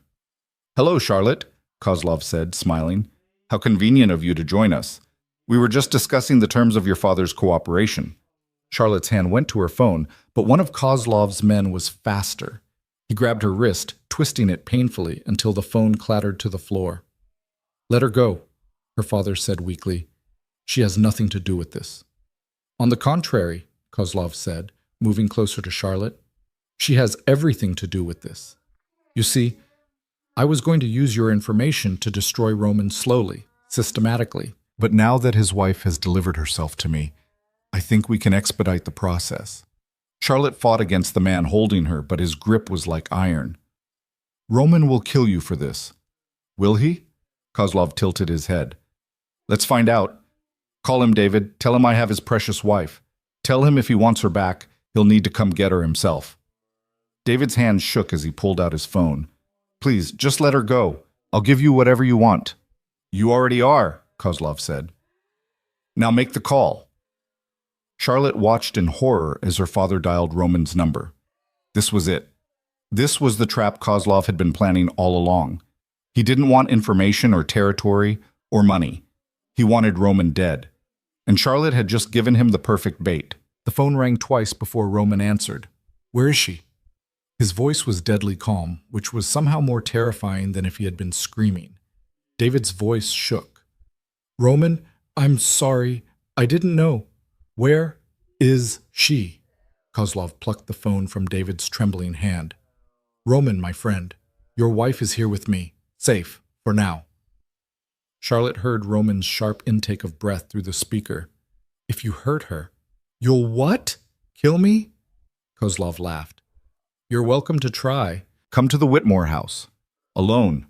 Unarmed. And maybe we can discuss terms. There are no terms, Roman said, his voice like ice. Let her go and I'll make your death quick. Such bravado, but we both know you'll do whatever I ask to get her back.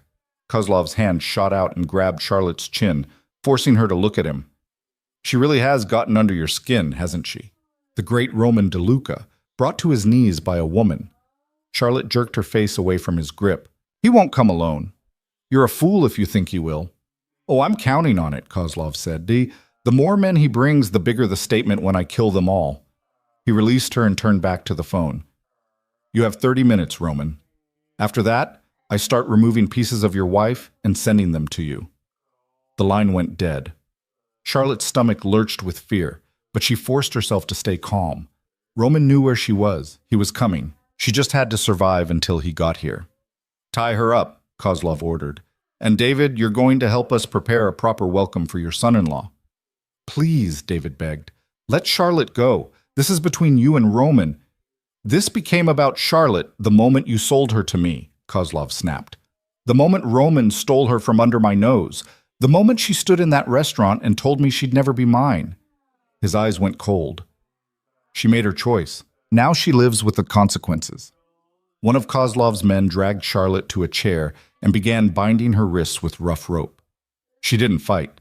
Fighting would only make them hurt her more, and she needed to save her strength.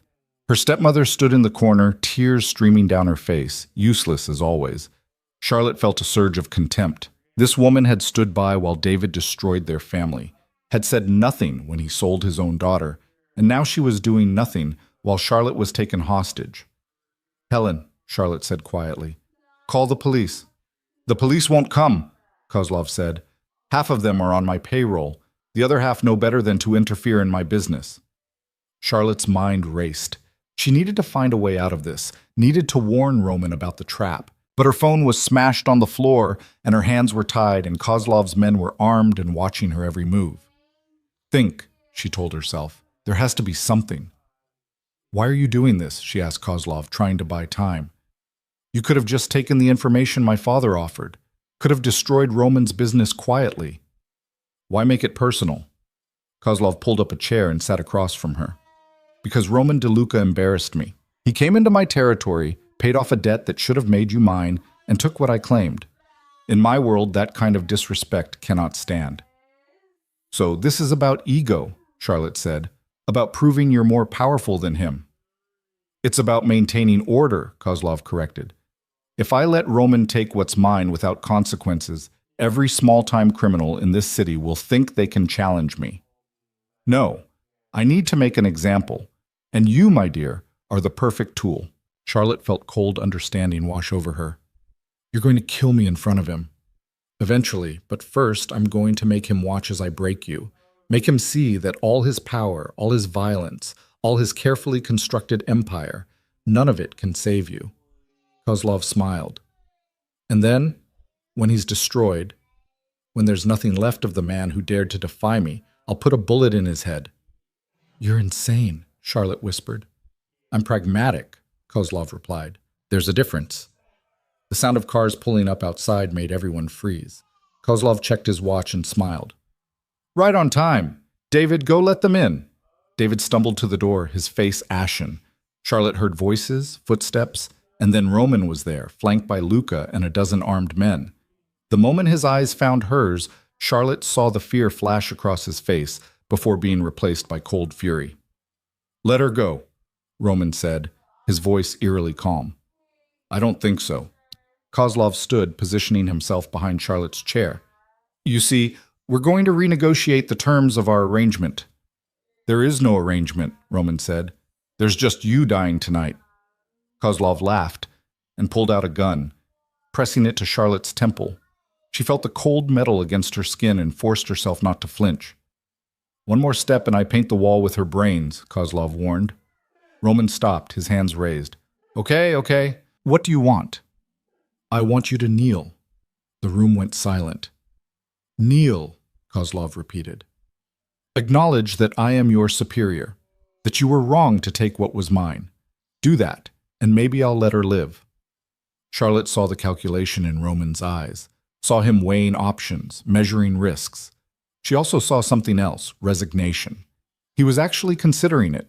Don't, Charlotte said sharply. Don't you dare. Roman's gaze snapped to hers. Charlotte, if you kneel to him, you're done. Everyone in this city will know you can be broken. Your empire will crumble. Charlotte's voice was steady despite the gun at her head. Don't give him what he wants. I'm not letting you die, Roman said, and I'm not letting you destroy yourself to save me.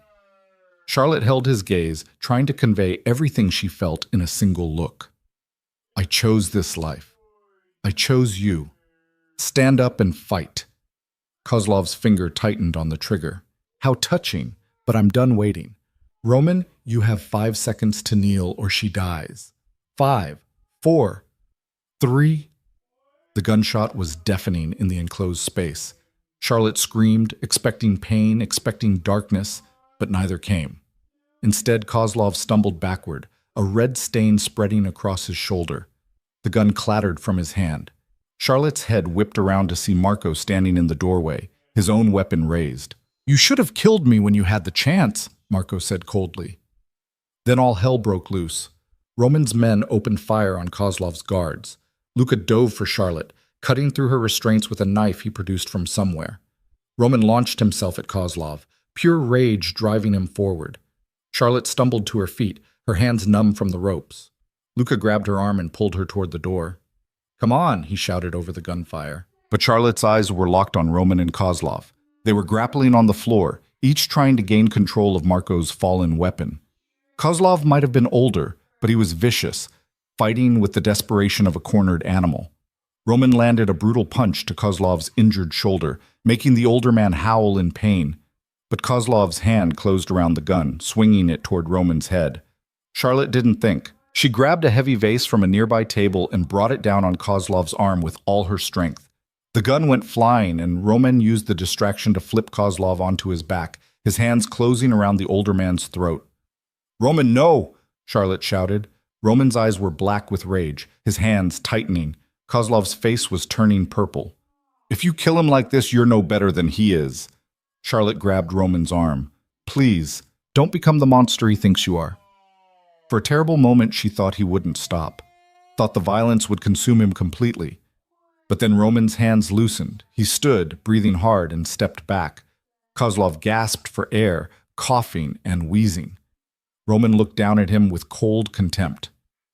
You're finished, Roman said. Your operations, your territory, your reputation, all of it. I'm going to systematically destroy everything you've built. And when you're left with nothing, when you're broken and desperate and alone, You'll remember that this is what happens when you threaten what's mine." He turned to Luca. "Get him out of my sight. Make sure every criminal in this city knows what happened here tonight. Make sure they know the price of crossing a DeLuca." Luca nodded and gestured to his men. They hauled Kozlov to his feet and dragged him out, still gasping for breath. The room was a disaster. Bullet holes in the walls, broken furniture. 2 of Kozlov's men lay dead. The others had fled. And in the corner, David Whitmore sat slumped in a chair, looking like he'd aged 20 years. Roman turned to him, and Charlotte saw murder in her husband's eyes. "Roman," she said quietly, "let me handle this." Roman looked at her for a long moment, then nodded and stepped back. Charlotte approached her father slowly. He looked up at her with red-rimmed eyes. "I'm sorry," he whispered. "I never meant for any of this to happen."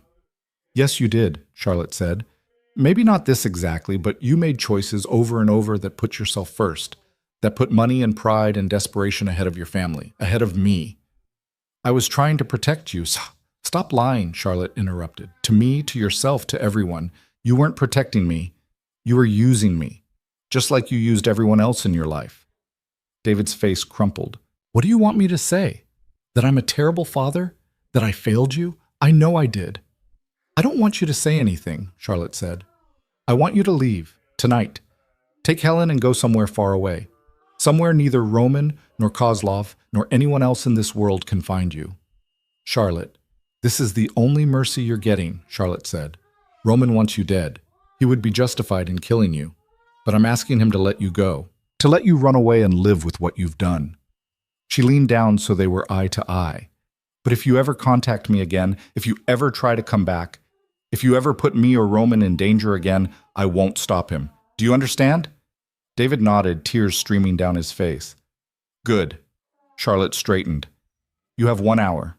After that, if you're still in this city, all bets are off." She walked back to Roman without looking back. He wrapped his arm around her waist, pulling her close. "You sure about this?" he asked quietly. "No," Charlotte admitted. "But he's still my father. As terrible as he is, I can't just kill him." "He would have gotten you killed." "I know." Charlotte looked up at Roman. "But I'm not him, and I'm not going to become the kind of person who can order someone's death without feeling anything."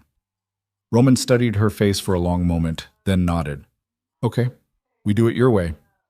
He turned to Marco, who was still standing near the door. "Make sure they leave the city. If they're still here by morning, handle it." Marco nodded and left.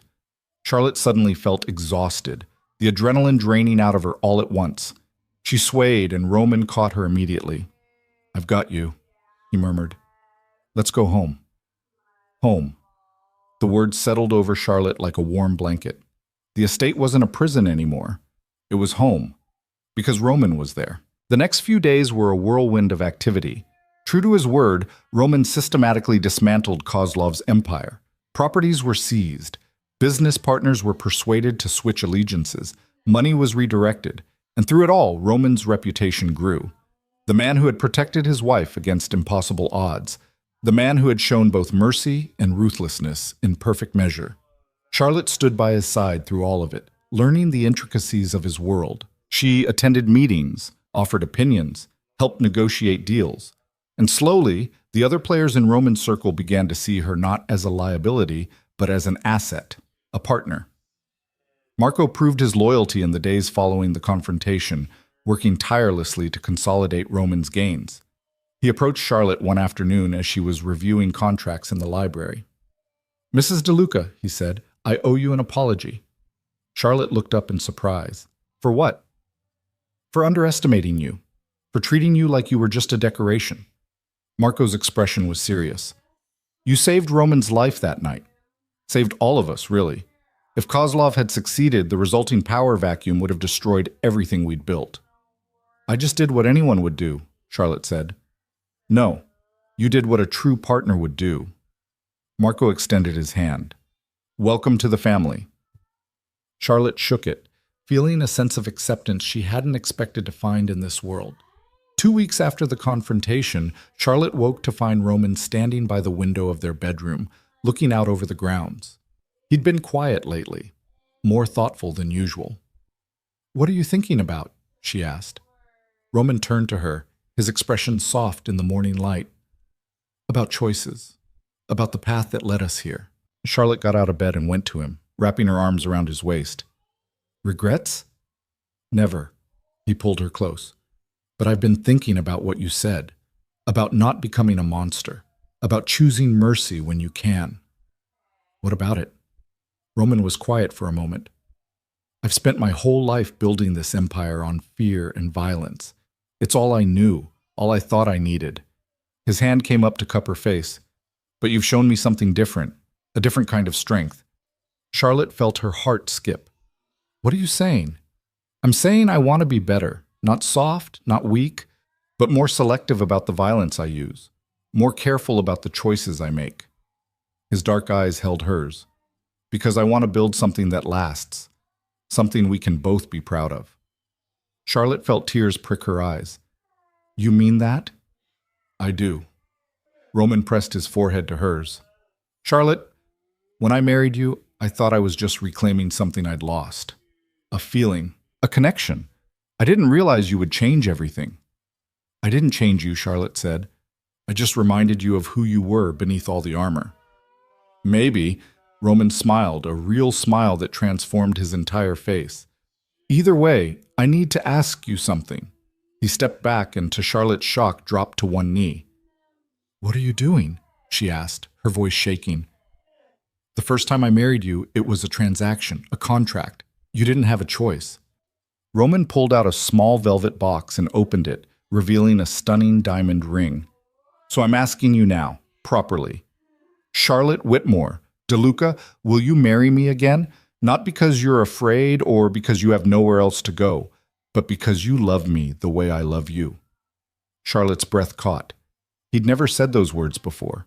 Neither of them had. "You love me?" she whispered. "More than anything in this world," Roman said. "More than power or money or the empire I've built. You are everything that matters. So will you choose me? Again? For real this time?" Charlotte dropped to her knees in front of him, framing his face with her hands. "Yes, 1,000 times yes, because I love you too. Even though you're dangerous and infuriating and you drive me crazy, I love you."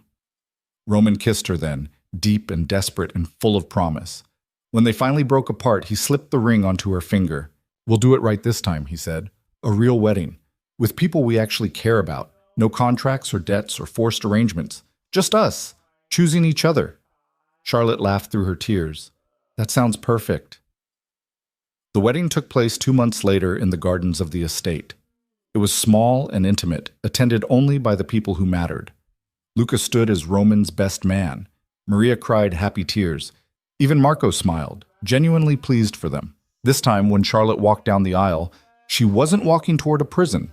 She was walking toward her future, toward a man who had saved her, challenged her, and loved her despite everything. This time, when Roman lifted her veil, there was no shock or fear in his eyes, just love and certainty and a promise that this was forever. This time, when the priest asked if she took Roman to be her husband, Charlotte's "I do" rang out clear and strong, without hesitation. And this time, when Roman kissed her, it wasn't careful or controlled. It was a claiming, a celebration, a declaration to the world that they belonged to each other, completely and irrevocably. The reception was joyful in a way the first one hadn't been. Real laughter, real happiness, real love filling every corner of the space. As Charlotte danced with her husband under the stars, she marveled at how far they'd come. From a forced marriage to a real partnership. From fear and deception to trust and love. "What are you thinking about?" Roman asked, pulling her closer. "About how none of this went the way I expected," Charlotte said. "I thought I was being sold into a nightmare. Instead, I found something I didn't even know I was looking for." "What's that?" "Someone who sees me, really sees me, not as a daughter or a commodity or a weakness, but as an equal." Charlotte looked up at him. "You gave me that, even when you were being impossible and overprotective and controlling." Roman laughed. "I'm going to be those things for the rest of our lives." "Can you handle it?" "I can handle anything," Charlotte said, "as long as we're together." "Together," Roman repeated, like a vow. Always. 3 years later, Charlotte stood in the boardroom of DeLuca Industries, presenting her proposal to transform several of Roman's more questionable business ventures into legitimate operations. It had been her project for the past year, finding ways to maintain profitability while reducing their dependence on illegal activities.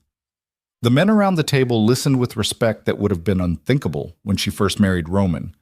Now she was a known quantity, a force to be reckoned with in her own right.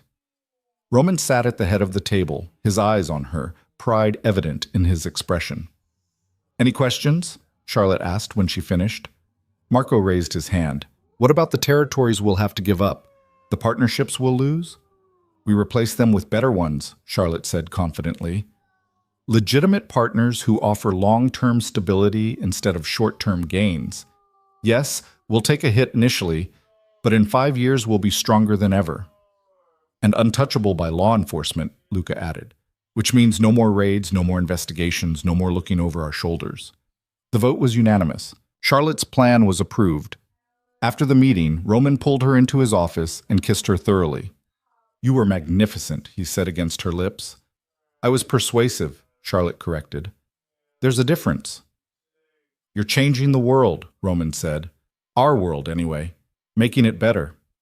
Charlotte looked around the office, at the empire they were building together. An empire that was slowly shifting from darkness into light. It wasn't perfect. There were still gray areas, still moments when violence was necessary, but it was better than it had been. More ethical, more sustainable, more human. "We're changing it together," Charlotte said. "That's what partners do."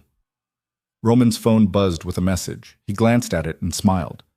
"What?" Charlotte asked. "Your father died last night. Heart attack, apparently. He was living in Mexico under a fake name." Charlotte felt a pang of something, not quite grief, but not indifference either. "How did you find out?"